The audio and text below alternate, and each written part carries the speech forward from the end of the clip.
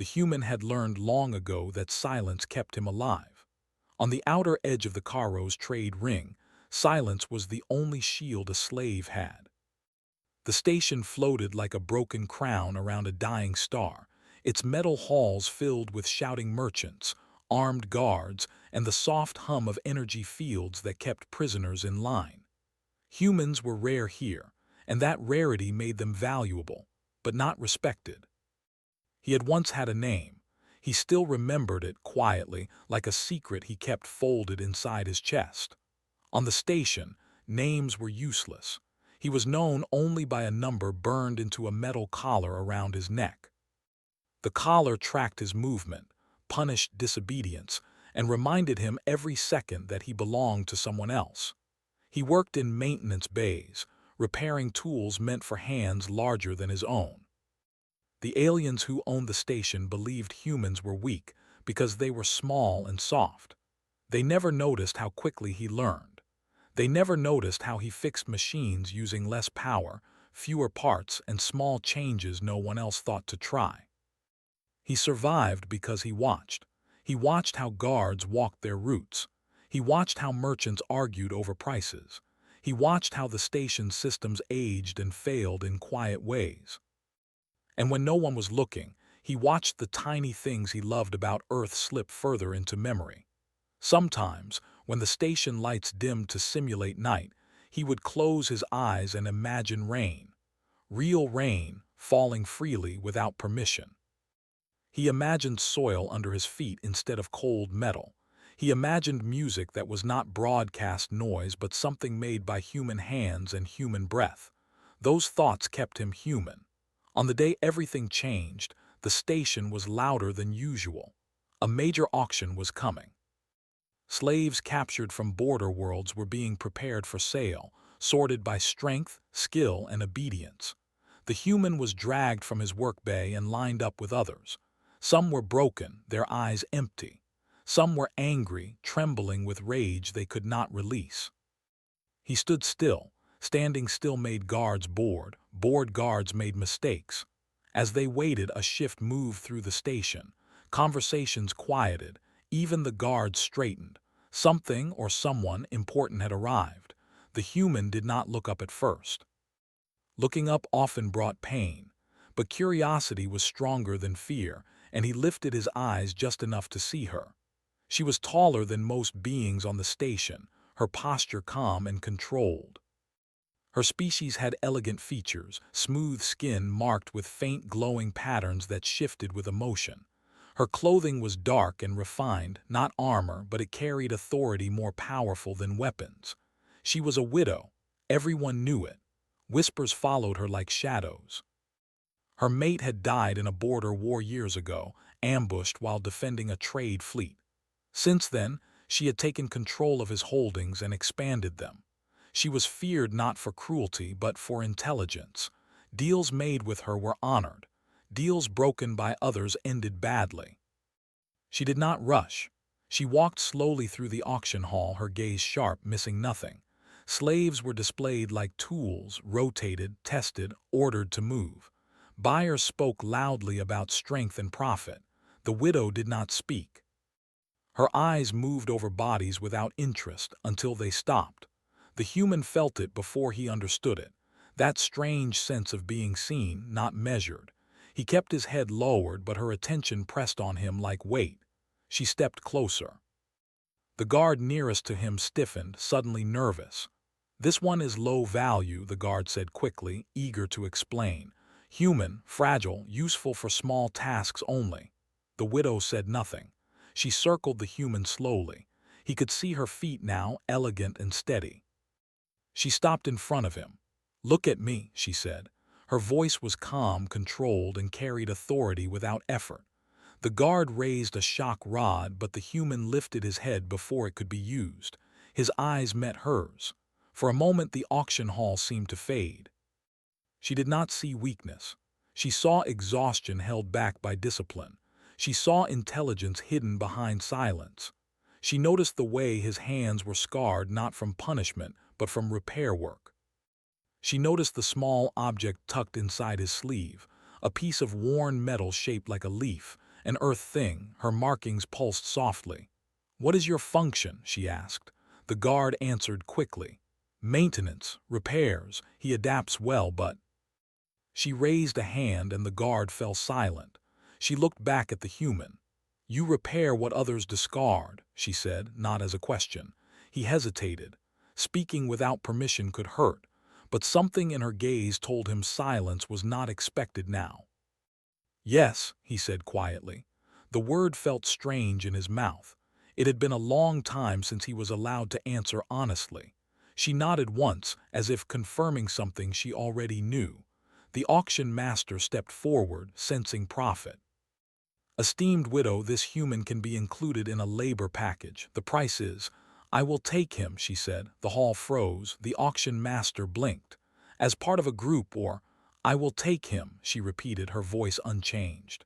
"Now," the guard stared. "He is unbonded property, no special status." She turned her gaze to the guard. The air seemed to tighten. "He is now mine." No negotiation, no bidding, no explanation. Credits transferred instantly. The human's collar unlocked with a soft click. He flinched, expecting pain, but none came. The weight around his neck loosened and fell away. For the first time in years, there was nothing attached to him. The widow turned and walked away. After a moment, a soft voice spoke behind him. "Follow." His legs moved before his fear could stop them. They passed through corridors reserved for high-status visitors. Doors opened without delay. No one touched him. No one shouted. Every step felt unreal, like walking inside a dream he did not trust. Her ship waited beyond the station docks. It was not massive, but it was elegant, designed for long travel and comfort rather than war. As the doors closed behind them, the noise of the station vanished. Silence returned, but it was a different kind. "You are free from station ownership," she said as they walked. "You will not be harmed here." He swallowed. "Am I owned?" She stopped and turned to face him. "No," she said. "You are under my protection. That is not the same." He did not know how to respond to that. She led him to a small chamber and gestured inside. "This is yours. You may rest. Food will be provided. No restraints." He stood at the doorway, unable to move. The room was clean. Soft light filled the space. There was no cage, no lock on the inside. "Why?" he asked before he could stop himself. She studied him for a long moment. Her markings shifted slowly, thoughtfully. "Because you reminded me of something lost," she said. Then she left him alone. The door did not lock. He sat on the floor for a long time, waiting for pain that never came. Later, when food arrived, real food, warm and carefully prepared, his hands shook as he ate. Tears came without permission. He wiped them away, embarrassed, even though no one was watching. On the ship's viewport, stars stretched into endless light as the vessel moved away from the station. For the first time since Earth had fallen silent to him, the human felt something dangerous rise in his chest. Hope. The human woke to a soft hum of energy and the gentle sway of the ship.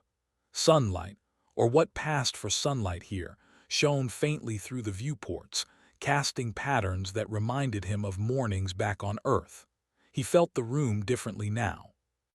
It was his in a way that made the word feel strange. A bed, a table, and small shelves held objects he did not recognize. Some glowed faintly, others smelled of foreign metals and oils. He touched them carefully, as though the world itself was fragile. He remembered the first time the widow had looked at him. That moment was etched into his mind. No desire to dominate, no curiosity for gain, only recognition. He could not explain it, but her gaze had been different from all others. It had been human, almost. Something about it had made him feel seen, truly seen, after years of invisibility.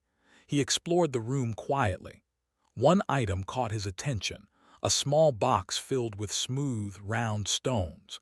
They were arranged in patterns, some like the stars he had seen from Earth. He lifted one, rolling it between his fingers.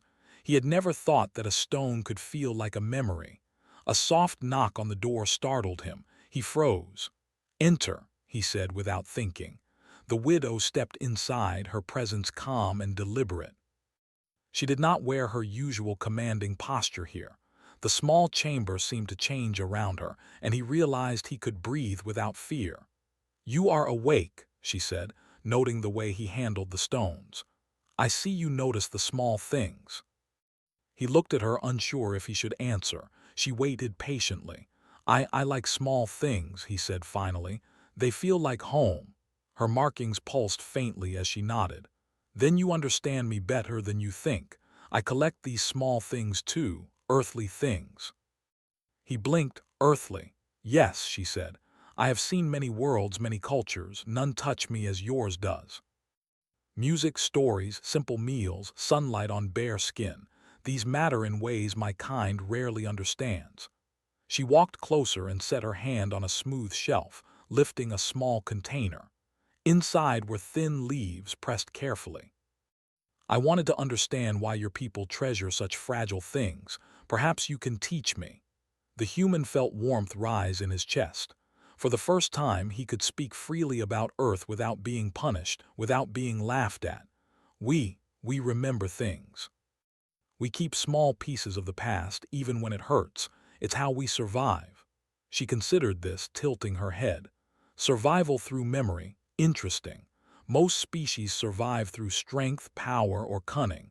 You survive through care and attention to things easily lost." He smiled faintly. It felt strange to smile.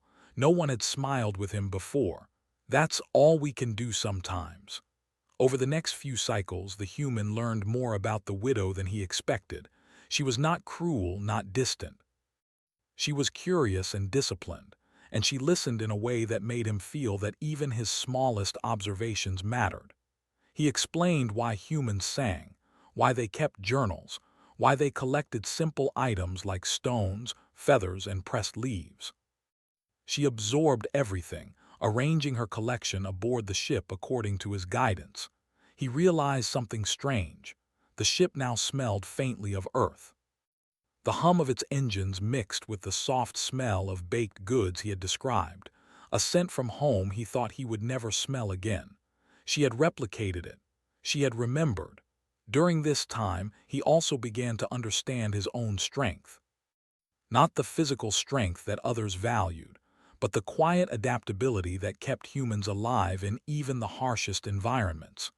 He repaired tools and systems aboard the ship, teaching the widow's crew techniques that were simple but effective. They were alien, skilled in advanced technologies, yet they could not see the elegance in doing more with less. He did quietly, without arrogance. One day, while repairing the engine conduits, alarms blared through the ship. The widow appeared immediately, her presence sharp and commanding. "Report," she demanded. "External boarding party," he said quickly, examining the display screens. "Not a full fleet. Small strike team. They likely think the ship is lightly guarded."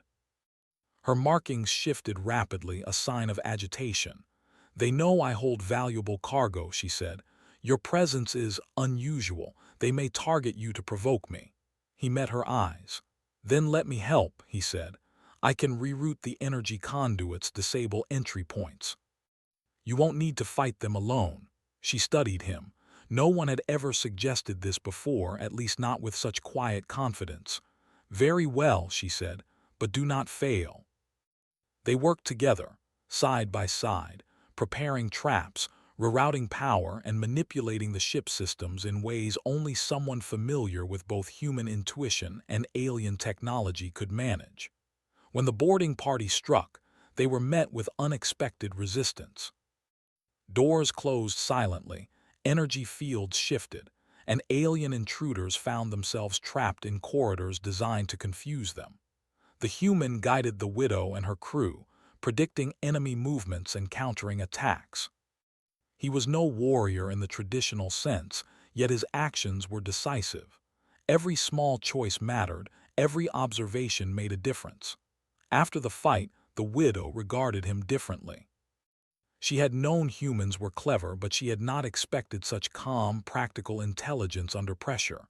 "You think differently than we do," she said quietly. "It is impressive." He looked down, unused to praise. "I just noticed what others did not, that's all." She smiled faintly. "That is enough. For now it is more than enough." The days that followed were filled with quiet learning and subtle bonding. He showed her how to prepare a simple meal, one that reminded him of Earth. He shared stories of sunlight on oceans, wind through forests, and the taste of rain on skin. She listened, fascinated, recording details in her own way. One evening, he found her studying a small device that played sounds of water flowing. He had told her about rivers on Earth, and she had recreated the sound from memory. She looked up at him, her eyes reflecting the dim light. This is beautiful," she said softly. "It's nothing," he replied, though he felt a warmth he could not explain. "It's just water." "Just water," she repeated, her voice thoughtful. "But it reminds me of a world I cannot visit, and it reminds me of you." He froze at her words. He did not understand fully, yet he felt something shift inside him. The presence of the widow, her attention, her curiosity about his world, made him feel that being human was not a weakness. It was remarkable. Weeks passed, and the human realized that he was no longer afraid of being owned, sold, or harmed. Instead, he felt a growing sense of purpose. He was no longer just a survivor. He was a partner in understanding, a bridge between Earth and the alien widow who had saved him. Yet, danger always lurked. Messages intercepted from other trade stations suggested that some factions saw the widow's interest in a human as a challenge. Rumors spread that the human was manipulating her, or worse, that he was a valuable prize to be taken by force. When the next threat appeared, the human acted decisively. He devised a plan that used both human intuition and alien technology, outsmarting the attackers without bloodshed. The widow watched him calmly, realizing that the quiet human she had rescued was now an essential part of her world. That night, after the ship had returned to safety, she approached him. "You have changed my view of humans," she said. "You see things we do not. You value what we dismiss. You are extraordinary." He looked at her, unsure how to respond. "I only notice," he said softly. "I do not know if it matters." "It does," she replied, "more than you can imagine." As the stars stretched endlessly outside the viewport, the human realized something he had not thought possible. He belonged somewhere, not because he had power or status, but because he had been seen. The widow had seen him. And in that recognition, he found a quiet strength he had never known. He smiled, small and uncertain but genuine. For the first time since Earth had been lost to him, he felt that hope was not just a memory. It was real, and it was alive. The human woke to the familiar hum of the ship and the soft glow of the stars stretching outside the viewport. The days had passed with quiet learning, shared meals, and cautious trust. He had grown stronger, not physically, but in ways the widow's crew had not expected. He saw patterns in the ship systems, noticed weak points in their security, and anticipated problems before they became crises. For the first time, he felt not like a slave, not like a guest, but like someone who could make a real difference. The warning came quietly, a subtle change in the energy readings, but enough to alert him immediately. He traced the anomaly across the ship's sensors, confirming his fear. An enemy fleet, larger than anything he had seen, was closing in fast. Their intent was clear. They had learned of the widow's interest in a human. They believed that if they captured him, they could destabilize her, claim her holdings, or use the human as leverage. He approached her chamber without hesitation. "They're coming," he said. "They know about me. They want to take me to hurt you." Her eyes, always sharp, softened slightly. "I feared as much," she replied. "Prepare yourself, I will not lose you." He shook his head. "No, you do not have to fight alone. I can help." Her markings pulsed with a light he had not seen before, a mixture of admiration and caution. "Very well, we do this together, but do not fail." The human ran to the control center. His hands moved with precision, rerouting power to energy shields, sealing sections of the ship, and preparing traps for boarding parties. He noticed flaws in the enemy fleet's approach, patterns in their attack strategy that no alien commander aboard the Widow's ship had caught. He used these patterns to create defensive maneuvers, anticipating strikes, and turning potential ambushes into disadvantages for the attackers. The Widow joined him, commanding her crew with deadly efficiency. She had been a master strategist before he arrived, but now she deferred to his observations, watching how he calculated outcomes and made quick, practical choices. His human intuition, honed through years of survival, complemented her advanced tactics perfectly. When the enemy ships reached them, chaos erupted. Lasers cut through the void, alarms blared, and the ship rocked with impacts. Boarding parties attempted to breach the outer hull, but the human had predicted every entry point and trapped them with energy barriers, forcing them into confined corridors. The Widow and her elite crew met them with precision, but it was the human's quiet ingenuity that ensured the attackers could not advance. He guided them silently, signaling when to move, when to block, and when to retreat. Each choice was small, a simple adjustment here or a rerouting there, but together they formed a strategy the enemy could not anticipate. Humans, he realized, were underestimated because their strength lay not in raw power but in observation, adaptation, and creativity. Hours passed in tense struggle. Slowly, the attackers were forced back, retreating into their damaged ships.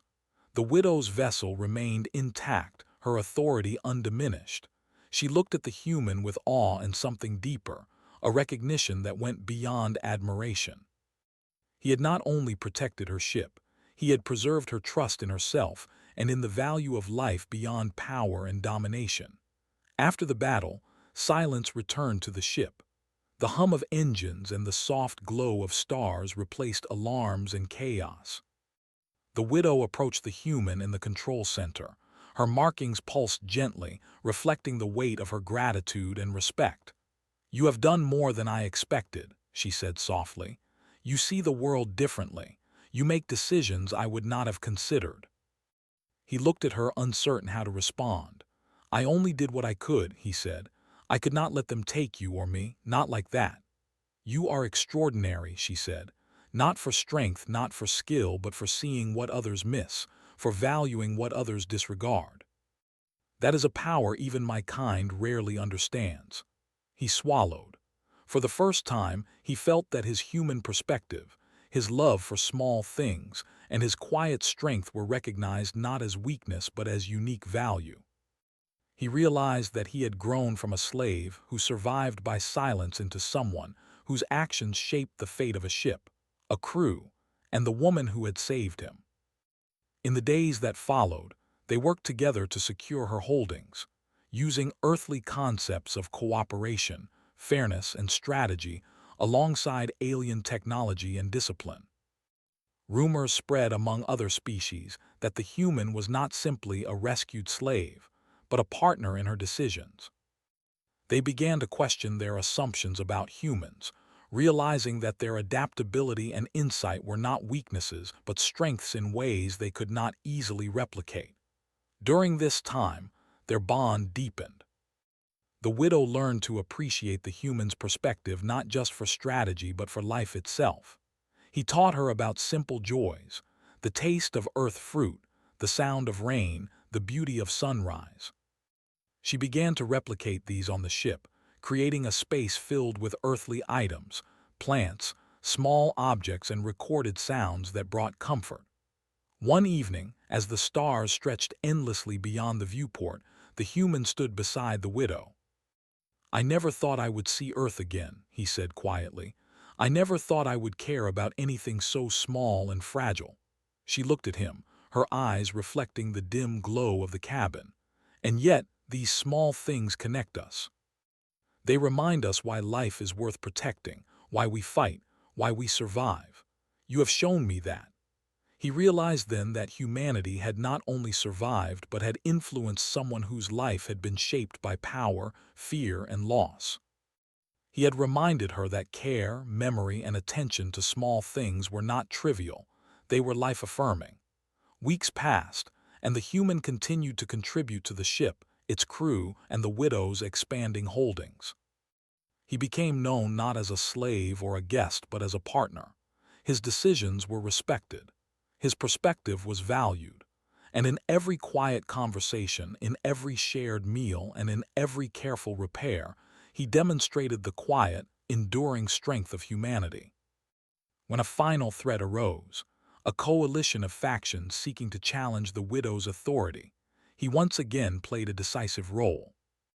Using tactics that combined human intuition with alien technology, he orchestrated a resolution that minimized conflict, preserved life, and secured the widow's position. The coalition retreated, acknowledging that humans were more than they had ever imagined. That night the widow approached him again. Her markings glowed softly, reflecting pride, admiration, and a quiet warmth. "You have changed me," she said.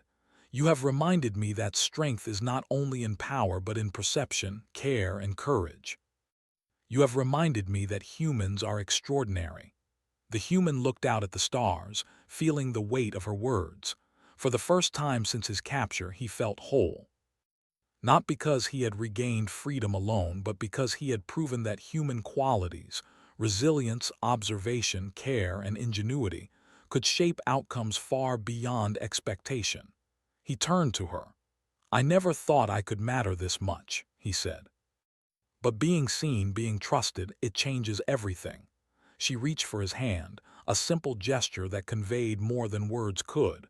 "You do matter," she said, "to me, to all who see the value in life, not just strength." As they stood together, surrounded by the earthly items he had cherished and the stars that stretched endlessly beyond the viewport, the human understood something profound. Humanity had survived not through domination, but through adaptability, courage, and quiet strength. It had survived not because it was strongest, but because it was human. And now, in this distant galaxy, humanity had found a place. Not as slaves, not as pawns, but as beings capable of inspiring awe, trust, and love. The human smiled, a small, genuine curve of lips, knowing that he had not only been saved but had helped change the universe's view of his kind. The widow stood beside him, gazing at the stars, her presence calm yet powerful. Together, they had proven that even in a galaxy that measured worth by strength, humans could prevail. Not through force, but through heart, ingenuity, and an undoubted love for small, precious things that made life worth living. And in that quiet, profound moment, the human realized something he had never dared to hope. He was home.